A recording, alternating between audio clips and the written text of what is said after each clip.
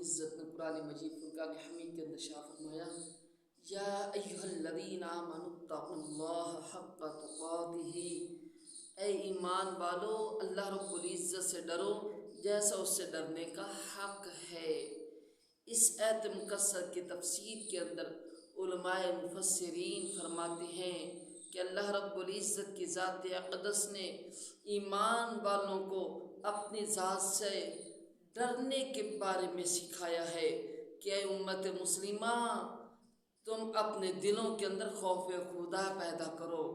تمہارے دلوں کے اندر اللہ رب العزت کی محبت بھی ہو تو اس ذات کا خوف بھی ہو۔ اور پھر اللہ رب العزت کی ذات اقدس نے دوسرے مقام پہ ارشاد فرمایا، یا ایھا الذین آمنوا اتقوا اللہ، اے ایمان والو اللہ رب العزت سے ڈرو، ولتنظر نفس ما قدمت لغد، اور جانو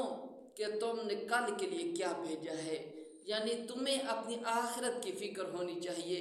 اپنی قبر کی فکر ہونی چاہیے، اپنی قبر کے بارے میں سوچیں کہ آپ نے قبر کے اندر جانا بھی ہے، آخرت میں بھی جانا ہے، تو اس کے لیے کیا کر کے آئے ہیں۔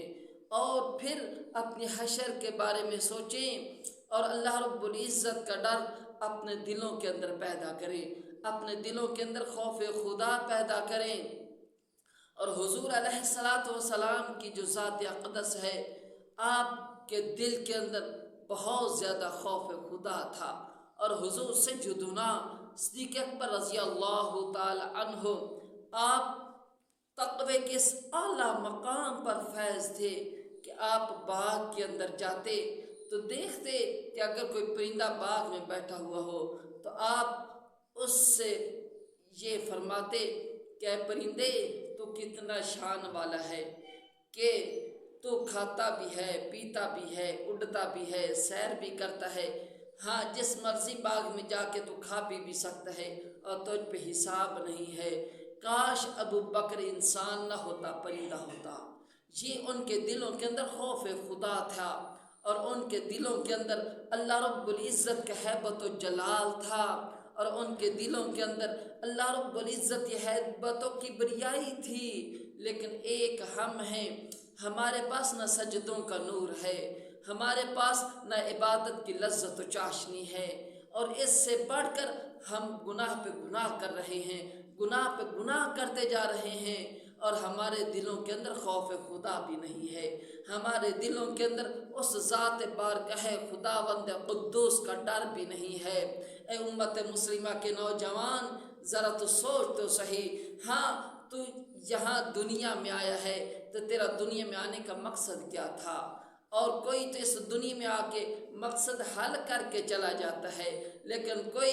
دنیا میں آ کے آنے کا مقصد ہی بھول جاتا ہے۔ جو آج امت مسلمہ کا نوجوان ہے وہ دنیا میں آنے کا مقصد کو بھول چکا ہے، اس کو یہ پتہ ہی نہیں ہے کہ میرا دنیا میں آنے کا مقصد کیا تھا۔ اور جن کو آنے کے مقصد کا پتہ تھا اور آنے کے مقصد پہ وہ یقین کامل رکھتے تھے، وہ کیسے تھے؟ حضور شیخ سعدی شیرازی رحمۃ اللہ تعالی علیہ آپ فرماتے ہیں، اور یہ گلستان سعدی کے اندر ہے اور شروع کے باب کے اندر ہے، آپ فرماتے ہیں میں حج کرنے کے لیے کعبۃ اللہ پہنچا، میں نے جا کے دیکھا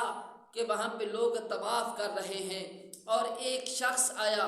اس نے آ کے سجدہ کیا، بڑا لمبا سجدہ کیا، اور سجدے میں اس نے اللہ رب العزت کے ہاں مناجات کی،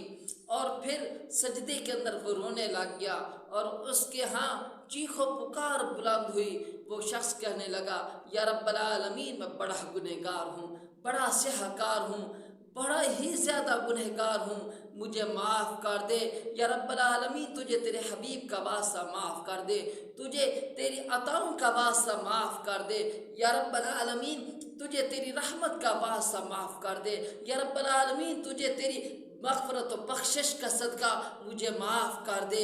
آپ فرماتے ہیں کہ جو لوگ طواف کر رہے تھے انہوں نے طواف کو چھوڑ دیا اور دیکھنے لگ گئے کہ یہ کتنا گنہگار ہے، کتنا سیاہکار ہے کہ کعبۃ اللہ میں ہاں سجدے میں سر رکھ کے اللہ رب العزت کے ہاں مناجات کر رہا ہے۔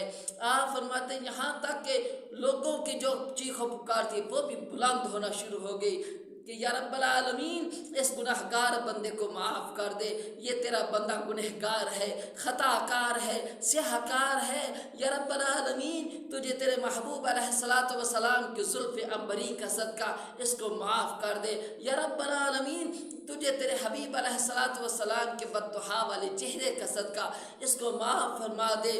آپ فرماتے ہیں لوگوں نے بہت زیادہ مناجات کی۔ جب وہ شخص سجدے سے اٹھا اور جب اس نے سجدے سے سر اٹھایا، آپ فرماتے ہوا شیخ عبد القادر جیلانی، وہ سجدے میں سر رکھ کے رونے والا کوئی عام نہیں تھا،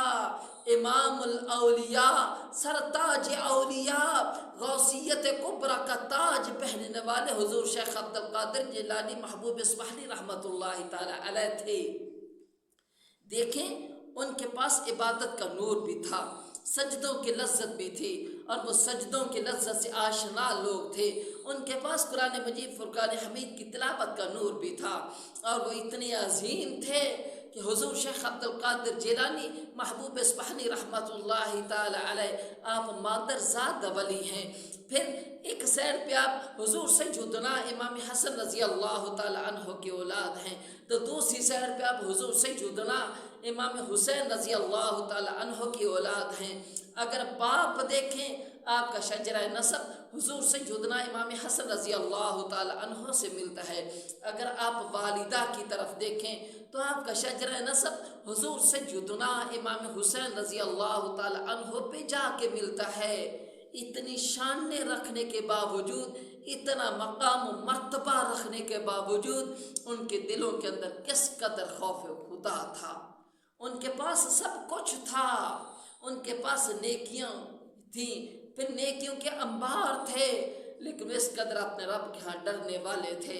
ہم ہیں، ہمارے پاس کچھ بھی نہیں ہے، ہمارے پاس صرف کھوکھلے دعوے ہیں کہ ہم اپنے حبیب علیہ السلام سے عشق و محبت رکھتے ہیں، اور اس عشق و محبت کے دعوے پہ دلیل کیا ہے؟ کچھ بھی نہیں ہے۔ ہمارے پاس نہ راتوں کو اٹھنے کی لذت ہے، نہ ہمارے پاس عبادت کی چاشنی ہے، کچھ بھی نہیں ہے۔ اس کے باوجود ہم گناہ پہ گناہ کرتے جا رہے ہیں، اور ہمارا دل ملامت بھی نہیں کر رہا کہ ہمارا دل یہ کہے کہ بندہ خدا تو غلط کر رہا ہے۔ اور حضور علیہ السلام کا فرمان ہے کہ جب کوئی انسان گناہ کرتا ہے تو اس کے دل پہ ایک سیاہ نقطہ لگ جاتا ہے، جب دوسرا گناہ کرتا ہے دل پہ دوسرا سیاہ نقطہ لگ جاتا ہے، جب تیسرا گناہ کرتا ہے دل پہ تیسرا سیاہی کا نقطہ لگ جاتا ہے، اور جب انسان گناہ پہ گناہ کرتا جاتا ہے تو اس کا دل سیاہ ہوتا جاتا ہے۔ ایک وقت آتا ہے اس کا دل سیاہ ہو جاتا ہے، پھر وہ برائی کو برائی سمجھتا ہی نہیں ہے۔ اور حضور علیہ السلام نے فرمایا ہر چیز کو زنگ لگ جاتا ہے، اور زنگ کو دور کرنے کا کوئی نہ کوئی آلہ ہوتا ہے۔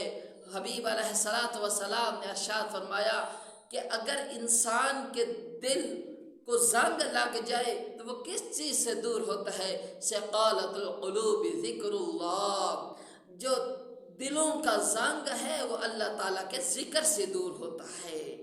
لیکن آج ہم اللہ رب العزت کے ذکر سے بھی دور ہیں، اور ہم اللہ رب العزت کی محبت سے بھی دور ہوتے جا رہے ہیں۔ ہمارے پاس نہ عبادت ہے، نہ رکوع ہے، نہ سجود ہے، نہ قیام ہے، نہ پھر ہمارے پاس خدمت خلق کا کوئی جذبہ ہے۔ خدا را اپنی آخرت کے بارے میں بھی سوچیں، اپنے دلوں کے اندر خوف خدا پیدا کرے۔ ہمارے جو دل ہیں وہ اللہ رب العزت کے ہیبت و جلال سے لرزنے والے ہونے چاہیے، اور اللہ رب العزت کا فرمان ہے انما المؤمنون الذین اذا ذکر اللہ وجلت قلوبہم، ایمان والے وہ ہیں جن کے دل خوف خدا سے لرزتے ہیں کہ جب ان کے سامنے اللہ رب العزت کا ذکر کیا جائے تو ان کے دل ڈر جاتے ہیں، ان کے دلوں کے اندر خوف خدا پیدا ہوتا ہے۔ لیکن